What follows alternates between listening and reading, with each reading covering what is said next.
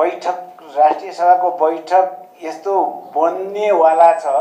जो सरकारका कतिपय अप्ठ्याराहरूलाई सहजीकरण गर्नको निम्ति एउटा महत्त्वपूर्ण भूमिका खेल्न सक्ने थलो भएको हुनाले यसको बैठक बोलाउनको निम्ति यसलाई चाहिने आवश्यक पूर्वाधारहरूको निम्ति पनि सरकारले गम्भीरतासाथ ध्यान दियोस्। माननीय मन्त्रीज्यू मार्फत मैले यो आग्रह गर्न चाहेँ र सरकारलाई यो दिशातिर अगाडि बढ्न पनि मैले